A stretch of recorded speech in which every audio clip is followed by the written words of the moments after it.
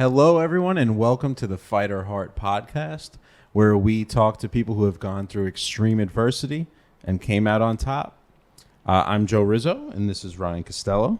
You want to? Yeah. You got it. And today we're here with Justin Kull. Yep. What's going on, guys? Revo Athletics. Maybe we've already talked to you, but before we had an interview with you. Maybe you could we'll get on a timeline just like we did with Rob. And all right, quick little rundown. I own a training facility. I work with athletes. I was inspired through my athletic career and just trying to create opportunities for myself when I was younger, and that ultimately led me to an understanding of not realizing that I didn't have everything that other people had, or Long Island didn't have what other states offered. And that was the premise behind starting the whole business, was to create the opportunity for our athletes on Long Island, bring some of these other methodologies to Long Island that we didn't use. That puts us at a slight disadvantage, but we've taken care of that. Sorry. Yeah. How long have you been in business? I've been in business now 15 years. I started doing this 17 years ago. You're from Long Island, right? Yes, originally from Long Island. I had played football at Hofstra, like I told in the previous story.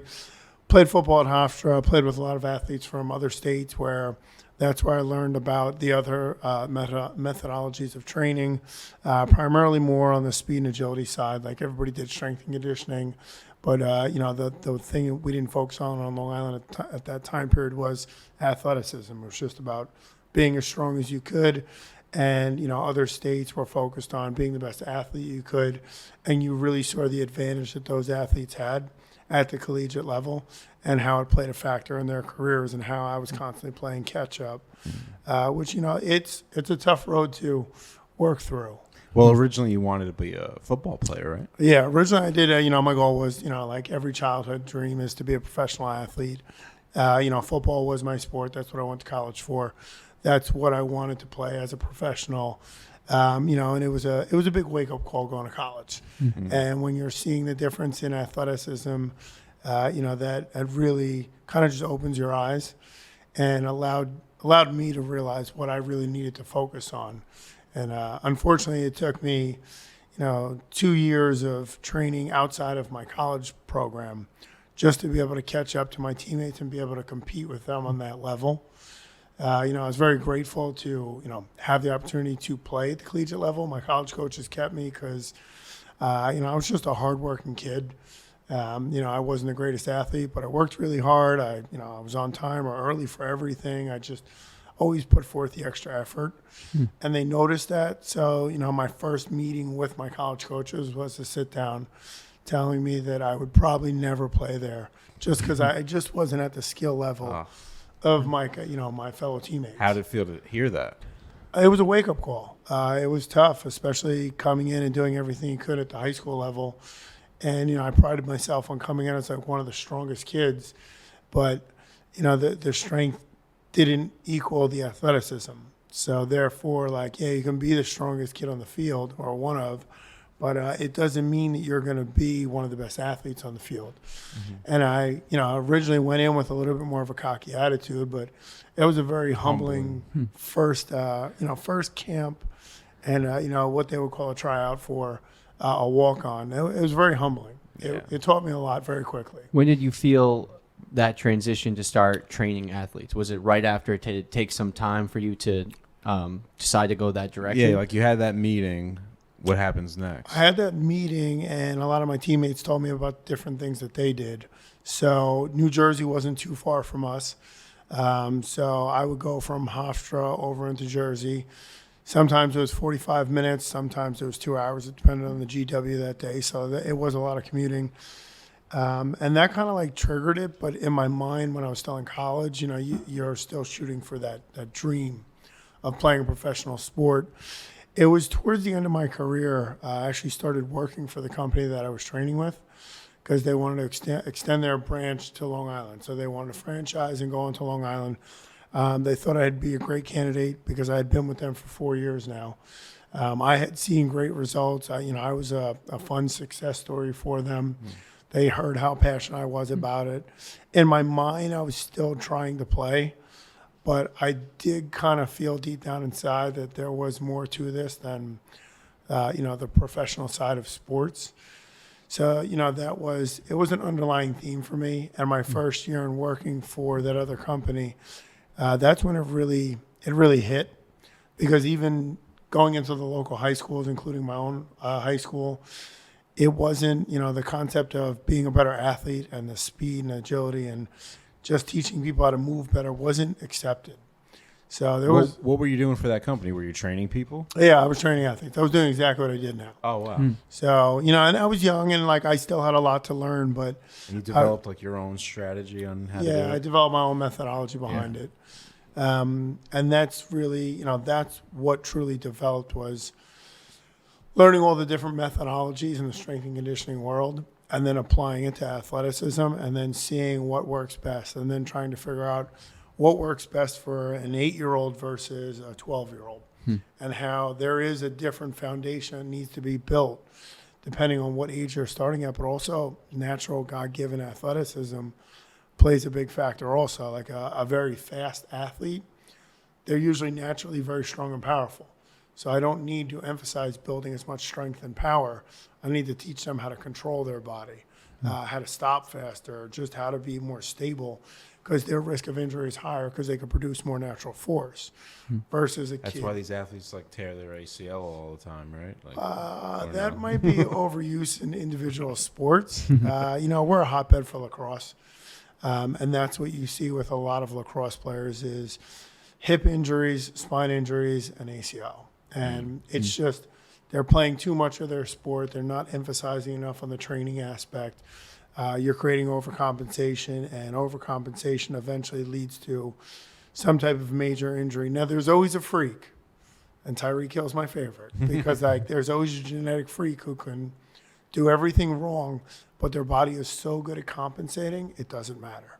Wow. They're just naturally so strong in certain areas that because of that natural strength in those muscles, they're not going to suffer an injury that, 80+% of athletes would suffer from having that overcompensation. What makes you say Tyreek Hill is a freak?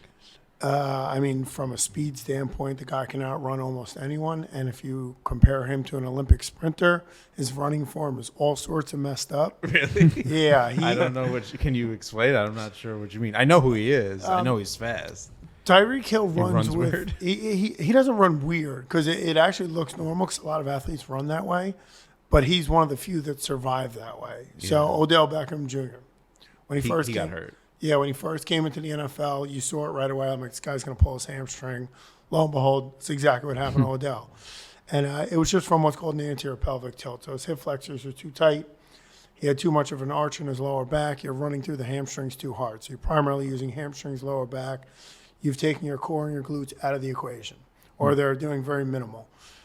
They're all supposed to be working at their own levels, and most people, when you're running like that, are just primarily running through the lower back and the hamstrings. You're going to overcompensate. And when your glutes shut down, you're talking you're at risk of ACL, and the core is shutting down, and the core and the glutes support everything. It's all a science. You have to know. You have to be like a biology major. I did go full-blown nerd my second senior year in college, and I took anatomy just for fun because I had to take extra classes. I was in my 5th year. I had already had 2 degrees, and I was just finishing up my secondary ed degree. So I took anatomy, and I just got obsessed. So if this guy's been running the same way his whole life, it's probably hard to reprogram that into someone, how to run. Imagine having to think about how to run. Is it easier when you're younger to teach the kids than if they come in later to train with you? Yeah, because they haven't developed bad habits yet. Yeah. So they don't really understand, nor do they know. So whatever you tell them, they're going to try to do. All little kids are different. Some are able to dive in right away. Some you have to, I always crack the joke, beat it into them. It doesn't actually mean beat it into them.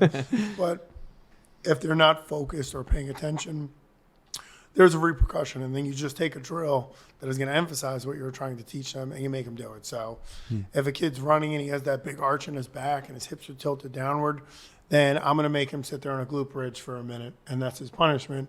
And I'm trying to activate his glutes. So now the next time he goes into the drill, he doesn't realize that his glutes are turned on, but I've now turned them on through a punishment. So was it really a punishment? No. Do they think it is? Yes. So, you know, you kind of like trick them into it. You play games with them. All kids want to race, and that's always their biggest thing. Mm-hmm. So I They're tell all competitive. Everyone you're dealing with, yeah. So you use that against them. Now, instead of, you know, who crosses the line first, here's a silly one. It's like, all right, who runs with perfect arm action? And then every kid is racing, and they're focused on their arms. So now they're not making any upper mechanic mistakes. And then you rate the kids at the end of the race. Hey, you were the best one. And the fast kid will be like, well, I beat him. I'll be like, well, you didn't listen. The race wasn't about the speed. It was about who did it correctly. Mm-hmm. So you play these little games with kids. It gets in their head, though, subconsciously. Yep. Yeah. So you're implementing, you know, better running techniques. And no one's going to run perfect. What's the right way to run with your arms? Like, how do you? I mean, they're supposed to stay roughly around 90 degrees. Like when you drive your elbows back, your hands should clear your hip. Your hands should come up to your face. Like if your arm action is shorter, your steps are going to be smaller. If your arm action is bigger, it opens up your stride. If you're crossing your body and you over-rotate, now that's going to throw off your gait and the way that your legs are moving. So like you might get what's called like a lateral leg whip where your foot whips out to the side. Wow.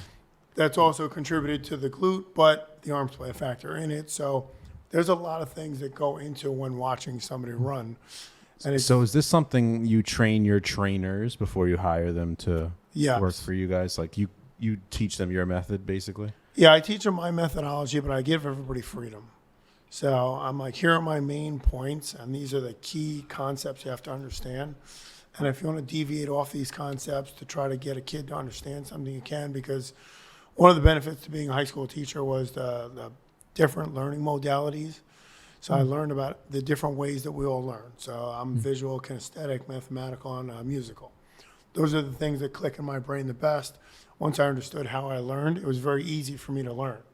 So it was, you know, a couple of years in the college, I learned the modalities, and all of a sudden learning got easy.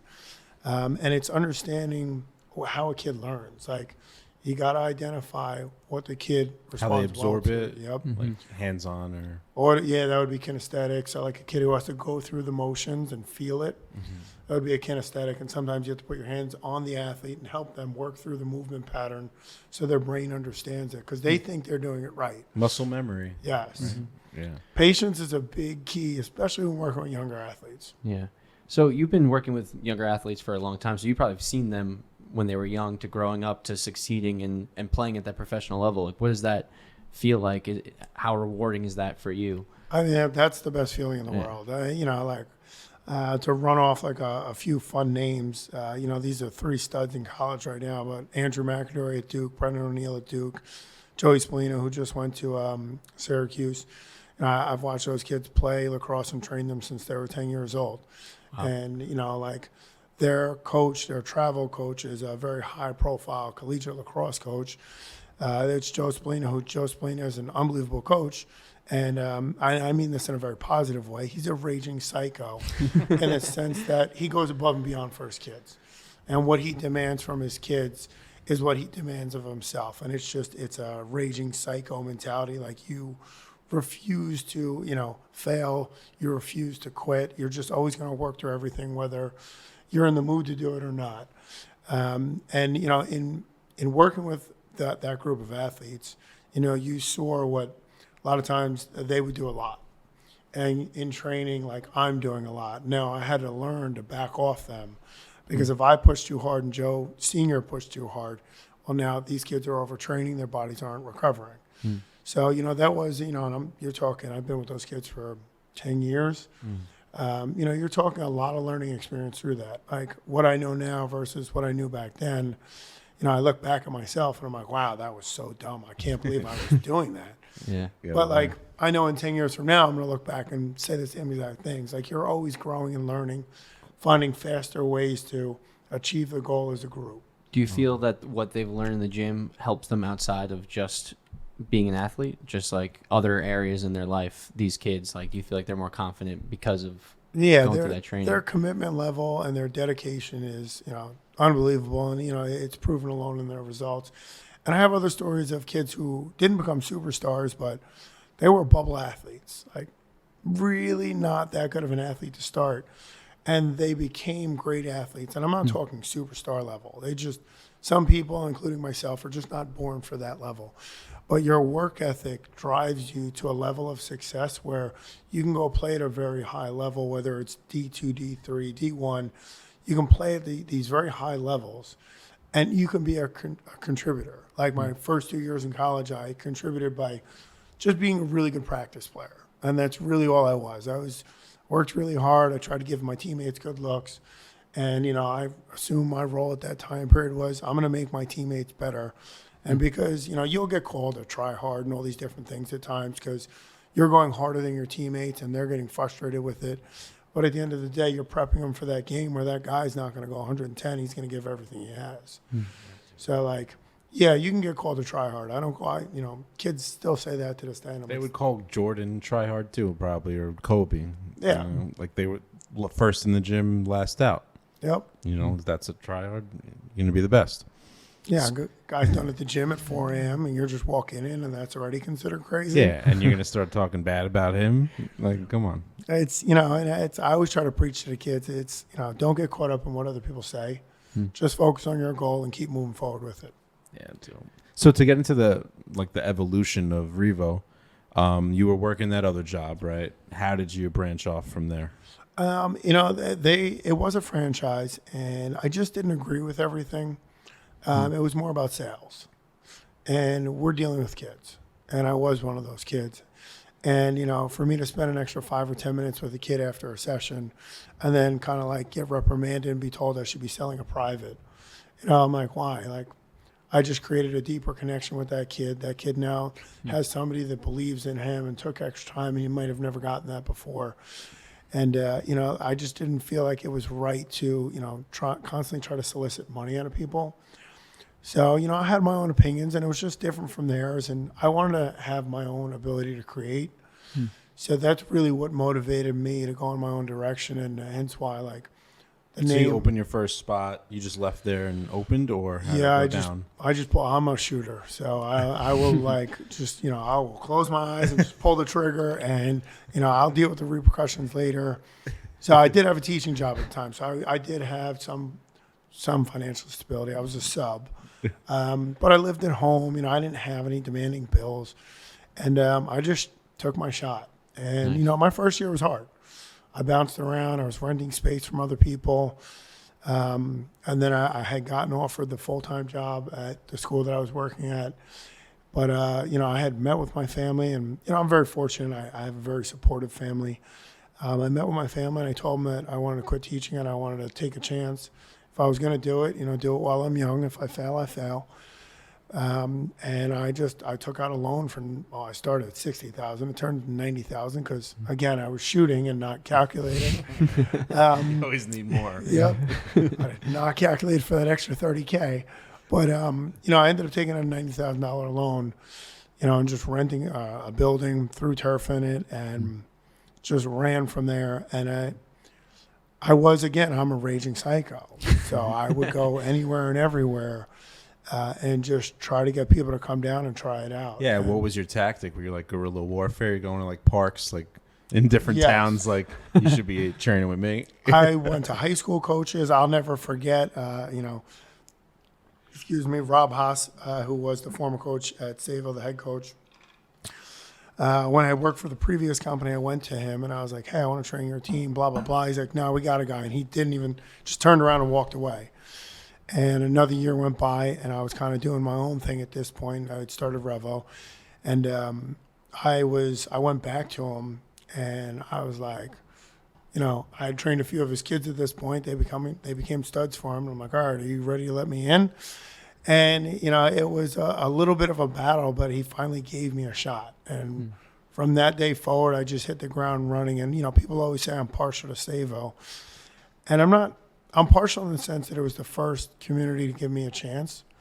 And that led to me branching into the Sachem, the Sachem community, the Kineckaw community. It was just, a lot of referrals. It wasn't even just referral. That school had a lot of success.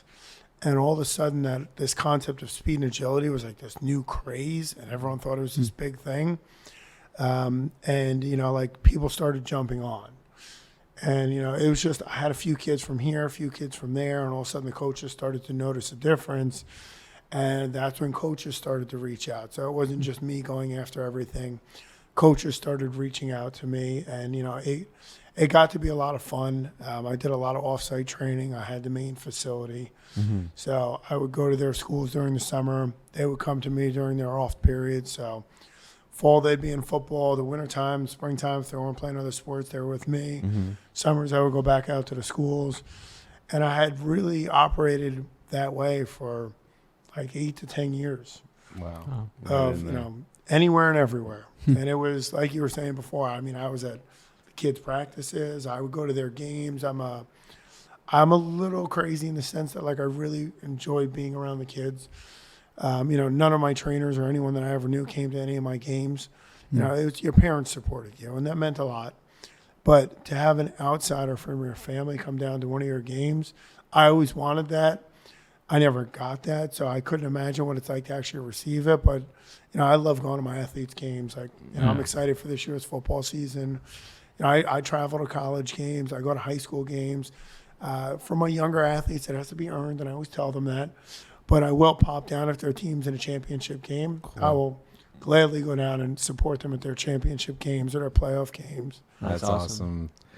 So we have to wrap it up in a few minutes, but your main clientele is like a high school athlete that's looking to go pro or go to college, or college then pro? My main clientele, I'm going to say, starts like 7th, 8th grade. We have a large population.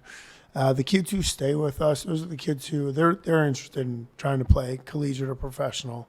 And, it's always tell the kids one step at a time. Like, I know we all want to be professional athletes, but, step one is get in here every day, be with your lacrosse trainers, be in the weight room, be committed, be consistent, fight through everything, make sure you keep your grades on point, and then be consistent with that.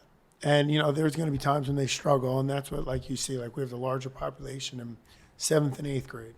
All right, and as you get to 9th and 10th grade, our population shrinks down a little bit. It's not a big drop-off because a lot of our kids they're very into it. And if they're not, their parents are. And now it's, trying to motivate the kid to want to be on the parents' level, because you have crazy parents. And some people look at them as negatives, and I'm like, no, they're just trying to push their kids. And the kids need another person to communicate with them on what their parents are really trying to achieve. And that's my biggest message is it's not just about being successful in sports, but it's learning how to set a goal and work like all hell to achieve that goal. And, sometimes it takes a year, sometimes it takes 4 years.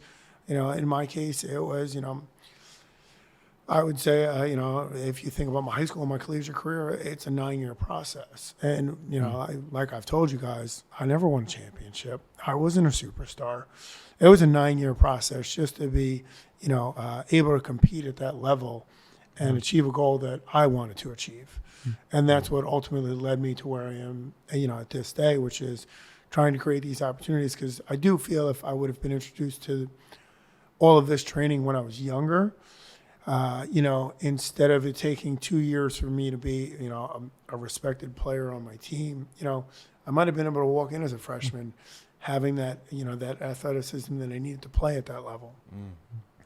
So just to wrap it up now, where can everyone find you? How do they, and do you have any upcoming projects that you want to talk about? Yes, we definitely have a very fun and upcoming project. I'm very big into the crypto and NFT space. So we are launching, our NFT project, which is the easiest way for me to explain it to the world is I relate it back to the athletes when they have to sell the coupon cards, where you get all the discounts at all the stores. Because the purpose of this NFT is to spend money and receive a discount, receive privates. Everything gets reloaded yearly, so it never runs out. At the end of the project, when you're, I hope every one of my athletes goes and plays professional and has millions of dollars. But there is reality at the end of whenever their athletic career ends, you have the opportunity to resell it or pass it on to, another athlete and help them with their journey. Some people are financially well off and some people aren't. So you have the opportunity to resell it and make your money back that you spent in the beginning. So it's like, okay, well, I get a discount and I get my money back. Well, this is awesome. Or like you could pass it on to a little brother, a sibling, a friend, a cousin. Like you have so many options. And that's why I love this space. I think, it's a new and upcoming space for small businesses. You can find us at revoathletics.com. You can find me on Instagram. I'm Team Revo631. Guys, I know we say Revo and Revo. Yes, there are two names to the company. Oh, okay. Either's acceptable. Both are acceptable because the athletes, we used to call it Revo because when you shorten Revolution to REVO, it looks like Revo. Mm-hmm. But the kids explained to me, well, that doesn't make any sense because it's Revolution Athletics, so it has to be Revo. So you'll hear a lot of people say both names. That's cool content. You could do like a Team Revo, Team Revo. You could literally have some fun with that. But yeah, I'm on Instagram. Revolution Athletics is our Instagram. We have a Twitter. It's the same thing on all of them. It's always we'll Revolution put it everywhere, Athletics. somewhere, wherever it shows up. Awesome. Thank you, Justin. That was great. Anything you didn't say that you want to say? Any message to the world? These guys are awesome and they're fun to work with. Thank you, everyone. Have a good night. Thanks, guys.